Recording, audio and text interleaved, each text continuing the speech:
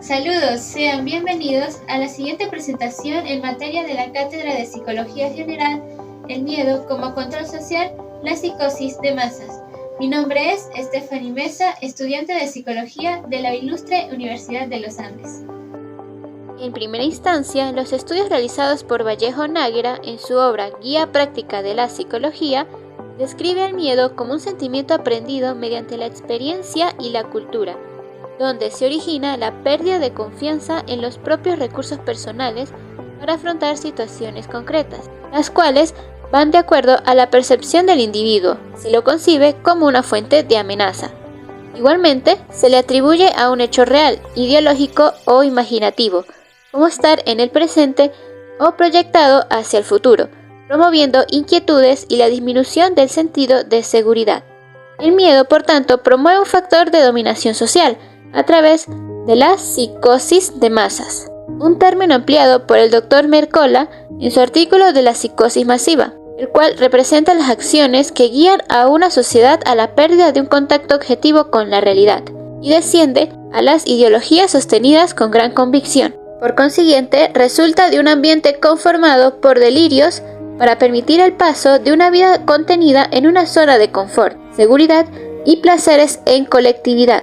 como evitar las acciones que conducen a la diferenciación e individualismo. Inicialmente, los factores influyentes en la psicosis colectiva se promueven mediante una avalancha de emociones negativas, comprendidos por el miedo, la confusión y ansiedad, motivando a estados de pánico, inseguridad e incluso depresión, lo cual conlleva a una inclinación natural en la búsqueda de un alivio o comodidad de la persona dentro de la sociedad en la que convive. Mercola explica las fases implicadas en el reordenamiento del mundo experiencial, combinando la realidad con ilusiones, sustentando la base principal para el control y el miedo inducido. Entre ellos se encuentran la fase de pánico, donde la persona manipulada emocionalmente comienza a percibir el mundo que lo rodea de forma distinta, lo que incentiva sentimientos de inseguridad, miedos y ansiedad, por medio de un evento real o imaginado. A su vez, crea una notable confusión al no encontrar la manera de explicar racionalmente los fenómenos que ocurren en su entorno. Fase de percepción psicótica. El individuo, al encontrarse limitado por una respuesta razonable, intenta explicar las anomalías del mundo de forma fantasiosa e ideológica, lo cual se relaciona al término insight, ampliado por Kuller, donde el pensamiento mágico, incentivado por el individuo, le concede escapar del miedo y encontrar un significado de lo desconocido. A su vez, resulta susceptible la adopción de delirios durante esta fase. Por consiguiente, la psicosis de masas surge desde las estrategias enfocadas al totalitarismo, término descrito por Lyotard y Arendt como un proyecto político o espiritual globalizador, donde transforma la realidad social a través de las interacciones como de las condiciones morales, estéticas y físicas del individuo, lo cual implica el dominio en todas las esferas de la vida humana, por medio de un movimiento que debe ser constante para neutralizar las diferencias individuales y agruparlas por diferenciaciones en clases sociales. De esta manera, el totalitarismo es el principal factor en la psicosis de masa, como pretensión de una conformidad universal realizada para inhibir la singularidad, el pensamiento autónomo y crítico e incentivar el confort colectivo. El uso de tecnologías y los medios de comunicación han facilitado la satisfacción de las necesidades humanas, por lo cual Lewis, doctor en Ciencias de la Información de la Universidad Autónoma de Barcelona, expone en su obra La pantalla ubicua los anhelos que han guiado la curiosidad de las personas para controlar el tiempo, recrear la realidad y explorar terrenos desconocidos, siendo los aspectos más importantes para el surgimiento de avances tecnológicos, modificando las interacciones sociales, comunicación, aprendizaje, búsqueda de empleos y entre otros aspectos que conforman el estilo de vida de las sociedades actuales. Conjuntamente, a través de las innovaciones en las tecnologías de la información y la comunicación, conocidos en sus siglas como TICs, posibilitan, mediante la informática, dispositivos y herramientas, en la difusión y manipulación de la información personal, donde el Internet comprende el rol principal en la configuración de las sociedades de información y la construcción de un mundo digital e imaginativo. Una situación descrita por Graves en su obra Las TIC, sus aportaciones a la sociedad. Bajo este hecho trasciende el auge de la tecnocracia, o mayormente reconocido como la ciencia de la ingeniería social, abordado por Karl Popper, como la creación de elementos de manipulación sociológica y psicológica, con el objetivo de mejorar las estructuras sociales, interacciones y la concienciación en materia de salud. Una teoría ampliamente abordada por diversos sucesores, entre ellos Van Marken, empresario holandés, quien impulsó el concepto de la ingeniería social, orientado hacia el acompañamiento emocional de los problemas personales entre los empleados, para optimizar su rendimiento laboral. Primeramente, se define la persuasión como una actividad comunicativa donde el emisor intenta suscitar cambios en los pensamientos, creencias y comportamientos del receptor mediante la transmisión de un determinado mensaje de connotación positiva, en forma oral o escrita, y es susceptible a ser aceptado o rechazado voluntariamente por el receptor. Un concepto ampliamente desarrollado por Perloff en su obra La dinámica de la persuasión. Por lo tanto, mediante la referente actividad, se motiva a una persona a tomar una decisión de forma libre, aumentar su confianza como su fuerza de superación ante una adversidad, de lo cual requiere de un proceso creativo para diseñar estrategias de motivación como de comprensión hacia la situación personal. Si bien fue un método enfocado hacia el apoyo emocional de las personas mediante diseños de persuasión positiva, fue hasta el publicista Edward Bernays quien a través de la ingeniería social implementó estrategias de manipulación emocional para el dominio de las masas bajo su propia conveniencia, motivando un miedo inducido hacia la anomia o carencia de sentido de los valores y morales de las personas, para posteriormente ser guiadas hacia un patrón de comportamiento que promueve la pasividad y el confort entre los miembros de una sociedad. Bajo esta premisa, la manipulación posee un contexto diferente, en el cual, descrito por el autor Van Dijck, implica acciones que distorsionan la visión objetiva de la realidad en función de una ideología impuesta por el dominante, quien actúa de acuerdo a sus intereses y objetivos, ejerciendo un control sobre la libertad personal, conductas y pensamientos, mediante estrategias que incentivan al miedo, inseguridad o ejercer un comportamiento autoritario y agresivo hacia los demás. De esta manera, una mentalidad totalitaria, enfocada por la tecnocracia moderna, propicia sus delirios de grandeza para adoctrinar a las masas bajo sus propios beneficios, y lo que necesita es la reorganización de la sociedad por medio de estrategias de manipulación de los sentimientos colectivos. Y se produce la siembra intencional del miedo, una forma particularmente retratada por el Dr. Mercola, donde se desencadenan oleadas de terror representados gráficamente como un patrón de ondas que oscilan entre el miedo y confusión a una ronda de completa calma. Por lo tanto, esta alternancia entre la comodidad y los estados de miedo crean un ambiente de control dinámico que abarca todas las esferas de la vida humana. Un ámbito gran parte desarrollado en psicología con las teorías del conductismo postuladas por Skinner, donde él describe que el miedo y el placer actúan como reforzadores que funcionan al mismo tiempo y generan una intensidad perfectamente equilibrada e imperceptible, dando como resultado a una dominación mental indeleble. Siguiendo lo señalado con el artículo de Mercola, son los informes contradictorios, recomendaciones carentes de sentidos, falsas o exageradas informaciones, restricciones, censuras e incluso las condiciones de aislamiento, violencia e inseguridad, factores causantes en el aumento de los niveles de confusión, ansiedad y miedo extremo. Esto sucede después de un breve periodo de calma, donde preside la seguridad y comodidad e inhiben las propias preocupaciones.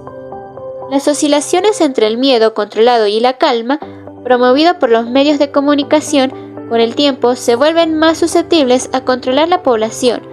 puesto que inspiran a ideologías intransigentes presentados como soluciones sobre las diversas confusiones generadas por las problemáticas de la sociedad. La televisión, internet, dispositivos inteligentes y las redes sociales confluyen a grandes fuentes de información en la sociedad actual, vinculándose estrechamente con el interaccionismo simbólico, postulado por Mead en su obra Mente, Yo y Sociedad.